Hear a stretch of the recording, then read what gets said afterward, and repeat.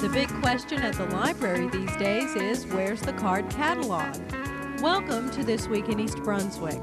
The card catalog is gone and the public access catalog is here to stay. Library Director Sharon will tell you what it's all about and how you can learn to use it. Superintendent of Schools, Dr. John Kopko, talks with East Brunswick School Supervisor of Athletics, Frank Knoppenberger, about sports and physical education in the public schools. Dolly Vasta takes another pet quiz given by veterinarian Dr. Brian Johnson. And Peggy Ballister-Howells shows you how to carve a pumpkin. All of this and more is coming up next. But first, here's a look at what's happening next week on Channel 8. Monday morning at 10, Lenore Kulik gets into some aerobics plus interval training with bands. That's on Look Great, Feel Great.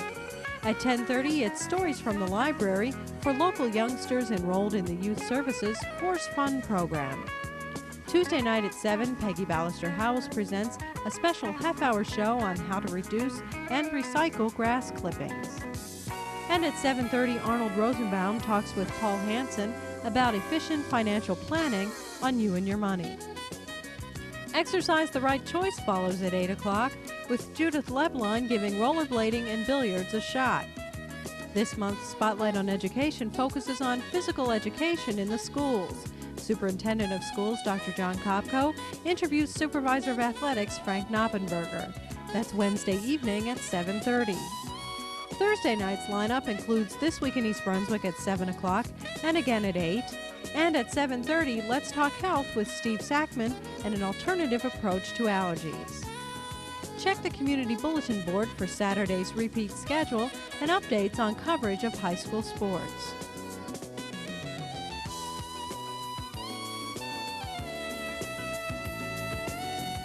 Hello, I'm Dr. John Kopko, Superintendent of the East Brunswick Public Schools. October has been designated as Fitness Month in our schools throughout the district, and I'm in the studio today with Mr. Frank Knoppenberger, who is our Supervisor of Athletics and Physical Education. Frank, could you tell us about some of the activities and the programs that will be taking place in our schools during this month?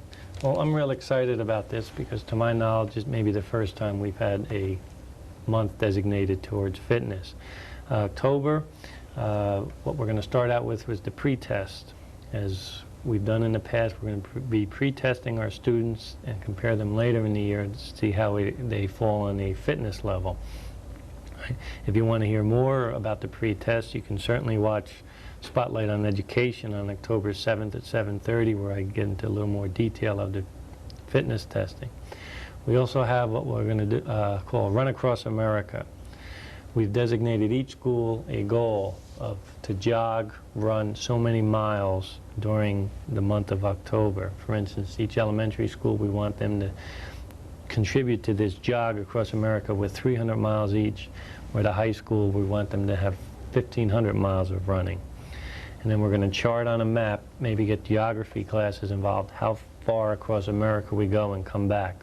I see us going halfway, I see us going all the way across and then getting stuck in Scranton, Pennsylvania on the way back. But there's nothing wrong with Scranton, Pennsylvania. We also are going to have Student of the Month. Student of the Month, we have certificates to give to the elementary students who did an outstanding job in their phys ed class for that month. And last but not least, what we're trying to do is have some schools are going to have a jump rope-a-thon through the Heart Association. How can parents help promote physical fitness? I think they have a great deal of responsibility toward their parents. A lot of parents make sure that their students read and understand reading and arithmetic, and they take them to the library. What we want them to do is get involved with their students. What we developed for the month of October is a Meet the Challenge month. And every day in October, we set up a little challenge or an activity for the parent to do with the student. For instance, on the 11th of October, we want the parents and the children to walk a mile or jog a mile as a family. And let's say on the 10th, we want them to all ride bikes together. And on another day, maybe they're going to do some aerobic dancing or catch in the backyard with a ball or kick a soccer ball. So we want the parents to get involved with this Meet the Challenge Physical Fitness Month of October. Thank you very much. Hi, I'm I'm Dolly Vasta with your arts update for this week, and I'm at Playhouse 22. I'm on stage with the director of the show that opens this week, which is Evita, and my pal here is Nick Polino. Nick has quite a reputation here.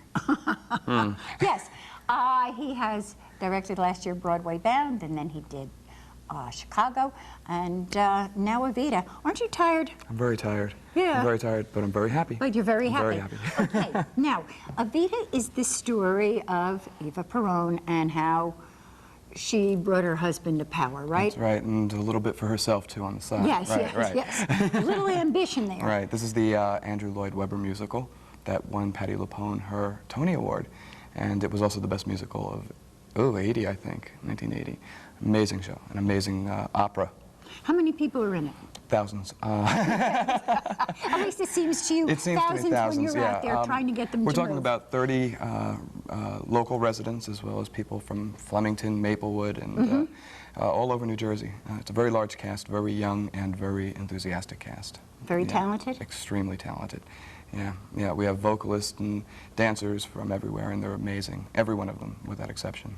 Okay, so the show opens this Friday night. That's October 25th. That's right. And it runs through, The I mean, 18th. no, this September 25th. September 25th to September October 25th. 18th. Wash my mouth out with soap. Yes, till Reverse all that. October 18th. That's right, and runs Friday, Saturday nights, and Sunday Right. matinees. That's yeah, right. yeah. Let's see, what else can you tell us about the show? Well, probably most people would remember the song, Don't Cry For Me, Argentina, which was a pop hit when it first came out. And our cast is headed by a lovely lady who delivers Eva Perón brilliantly. Her name is Sandra Turner, and her nemesis in the production, Che, is played by Richard Safko. Sandra's from Flemington and Richard's from Maplewood.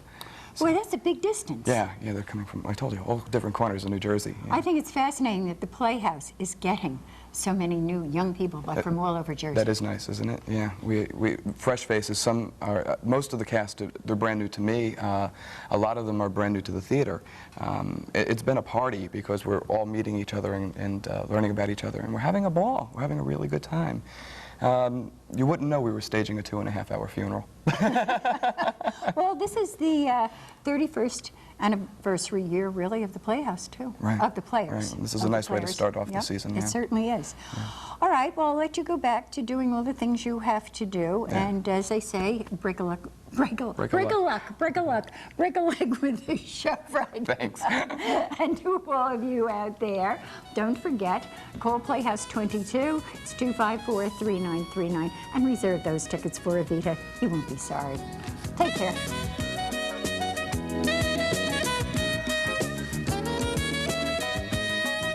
Hi, trick or treat. It's Halloween here at Blooming Acres, our first Halloween here on the farm. And I have here a wonderful pumpkin. It's almost perfect. And we're going to decorate this pumpkin in a way that I used to do when I was a little girl. And my father was a produce vendor. And he would bring home a whole bag of vegetables. And the night before Halloween, we would make a veggie pumpkin. And all of this produce, with the exception of the olives, came from the garden, so I guess this is a garden pumpkin. But we're going to turn him into a wonderful Halloween character. It takes some work, but it's a lot of fun, a great family project, and should be done really a Halloween morning or the night before Halloween so that the veggies look nice and fresh. Now you start out, of course, with the best surface, and the same as with a jack-o'-lantern, you start out cutting out the top. So let's see, that shouldn't be too hard. This is kind of narrow at the top, so we'll just start cutting away.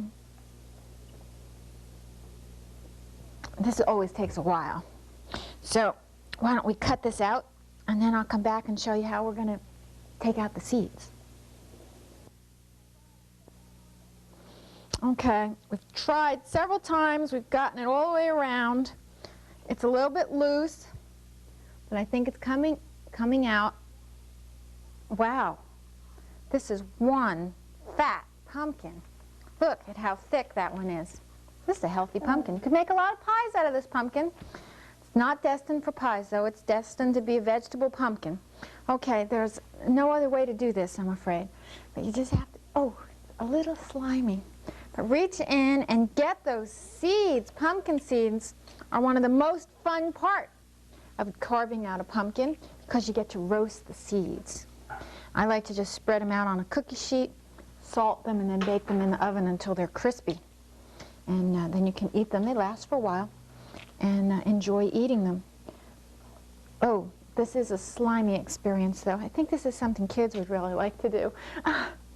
This has a fair amount of seeds, not as many seeds as it has, I guess because it's not so big inside. It actually has a very small inner cavity because the walls are so thick. After we get all of these seeds out and the inside completely clean, you want to get as much as that of that goopy part on the inside out so that it's less likely to rot quickly. And for those of you who are carving for jack-o'-lantern, of course, you want to make sure you get it flat on the bottom so you have the candle has a nice flat place to stay. Okay, we will do this, and the very next step, after we get out all these seeds, is to carve the mouth. So we'll do that in just a minute.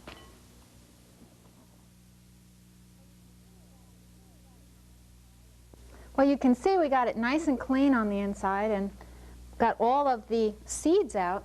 Not as many seeds as you would think. I mean, that's enough to make roasting worthwhile, but really, considering the size of the pumpkin, that's not too many, I guess because the walls are so thick that it didn't have much room for seeds. Okay, now we've also carved the smile, and that's the last piece to come out. And that's a pretty much typical jack-o'-lantern smile. And from here on in is where it gets really interesting. I think the very next thing we need to do is some eyes. So then he'll have a little bit of personality. I have here some turnips, and I love to use turnips for eyes because that gives the nice purple part for the irises. Got to try and get two that are pretty much matched, or they really look a little strange. Okay, so let's see. We'll carve off this part. And let's see. Carve out a little bit of the center. Well, that should do. Now this is the one thing that doesn't come from the garden. We'll take maybe a half an olive here. We'll put that right in there.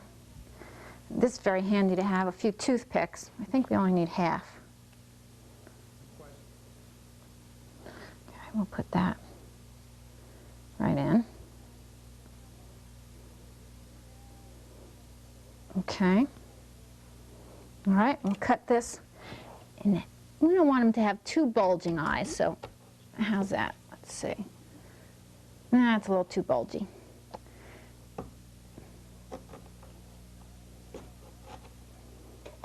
Oh, perfect. Okay. Sometimes it's so hard, the pumpkins are so thick that it's hard to get them in, and it becomes real handy to have a hammer. Okay.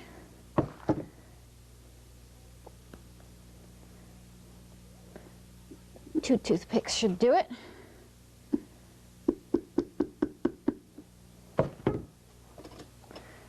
Of course, it's real important to make sure you get them lined up, or cut off some of his purple. And I think we had another half of olive over here. Put that in.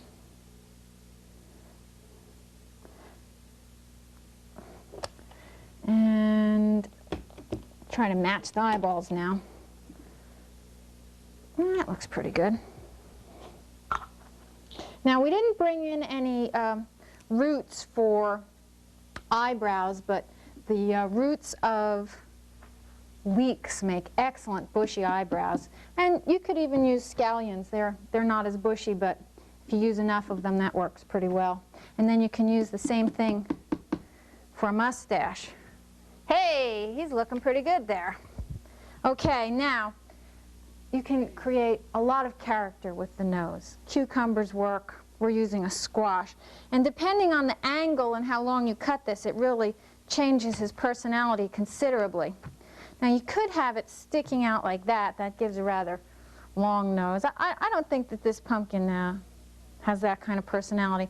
So we're going to cut it at a little bit of a sharper angle, a little shorter there. Hey, now we're talking. Okay. Now, you probably need long toothpicks on this one since the squash is so thick.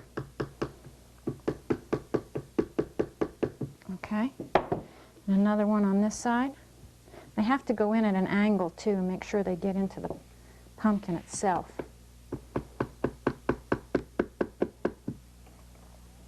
Okay, starting to look good. All right, this is a smoking pumpkin. The end of the carrot makes an excellent, excellent cigar here. Let's see if we can get that in right there. I think we can just wedge that in. So he's smoking. We have here an excellent pepper for ears. Another thing that works really well for ears is acorn squash. You could use like just a quarter of an acorn squash. It makes an excellent ear. This one, this little frying pepper, has such a nice shape. That's a pretty good ear, wouldn't you say? Okay, cut out the seeds, cut out the top. Maybe shape it a little bit. A few more toothpicks. Let's see. I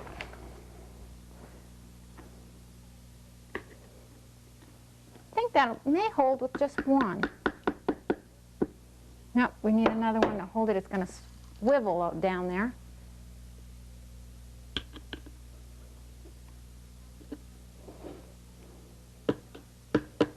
You could leave that sticking out. It would be like an earring. Okay, one more on the other side.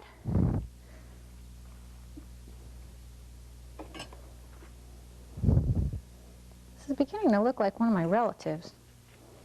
I won't say which one in case they're listening. Now for hair, we've got some, we picked some excellent parsley for hair, but I think we can also use the tops of the carrots. And of course you can vary your pumpkin a lot. You can make a girl pumpkin, you know, with more hair and maybe a smaller nose. But you can do all kinds of things, and with earrings and hats and even scarves and things like that. Let's see, we'll put the top back on. I know it came out of there. Okay. All right. Now this is a great pumpkin. Okay. Let's see. And put some this parsley. We can use the carrot tops too. Maybe I like them better. That way I'll have curlier hair. Okay. Put some toothpicks back here.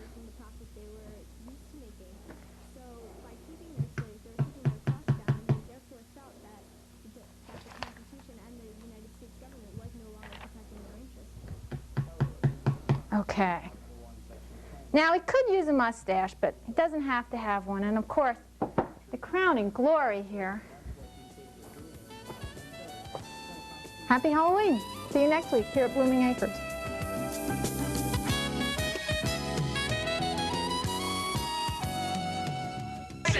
You gotta make choices. Hey kid, you wanna fly? You gotta buy. No! Exercise the right choice. Visit your local park and recreation department today. That brilliant sequence of cultural peaks, the ascent of man. My version of American history in 13 hours. If we withdrew from Vietnam, the communists would control Vietnam. For English, there are no borders. The play's the thing. Check out the best of PBS, now on video cassette at your local library.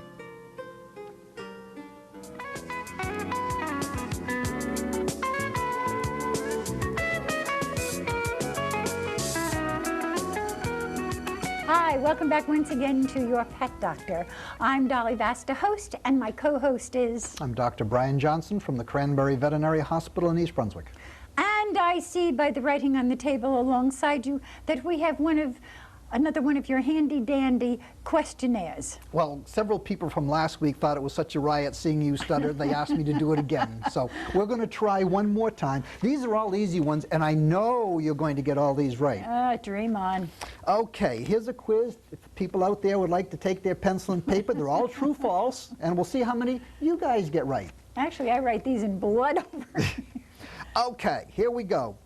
Talking about puppy dogs. Puppy dogs, Yeah. okay. Female dogs should have 1 litter before they're spayed.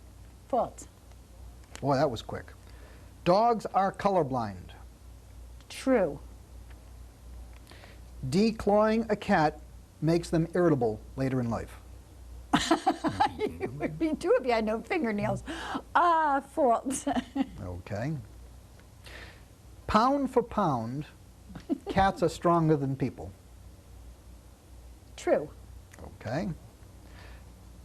Dog food will make a cat go blind. Now this one, if you don't get right, I'm really going to embarrass you because I False. told you this a while back. Okay. Ferrets are rodents. Part of the rodent family. True. Whales are animals, not fish. Whales are mammals.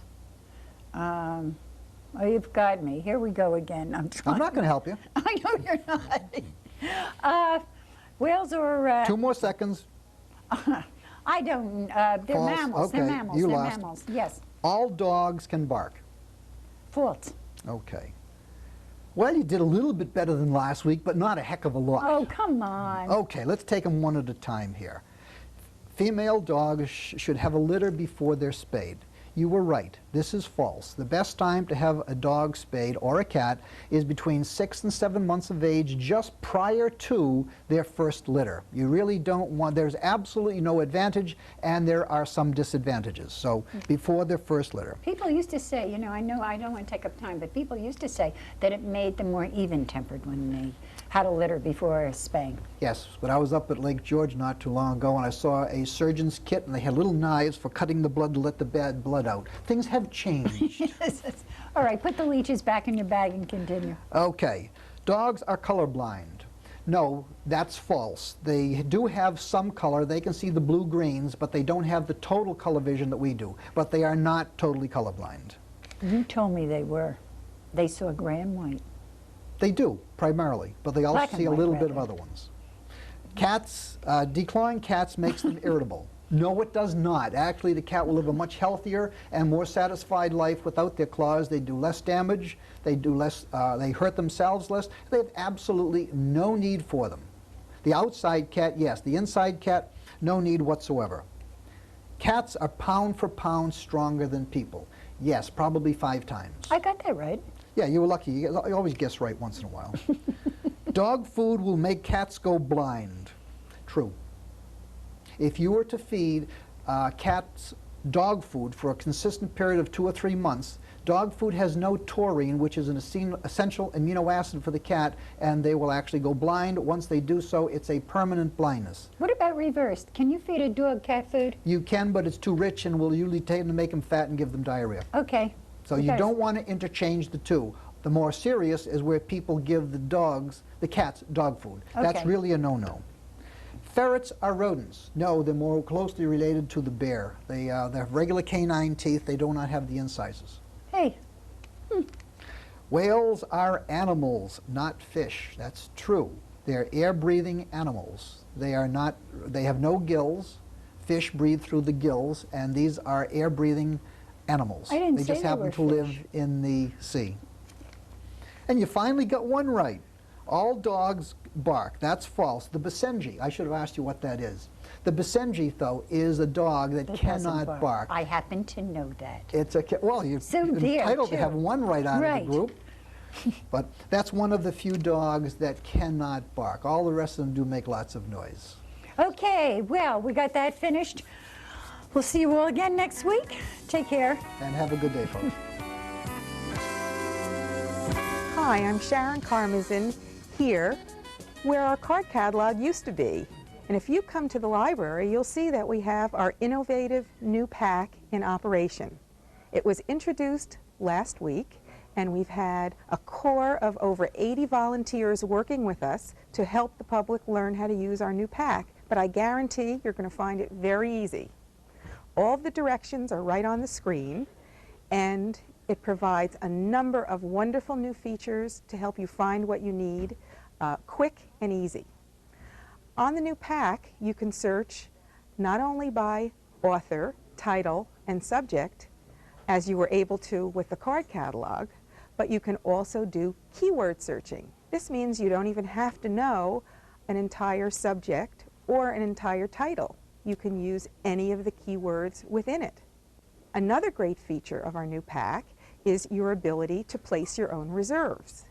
In the past, you had to fill out a card and bring it to the desk. Now you can place your own reserves and also check on the status of your account, know what books you have out, what things are overdue, right on the PAC terminal.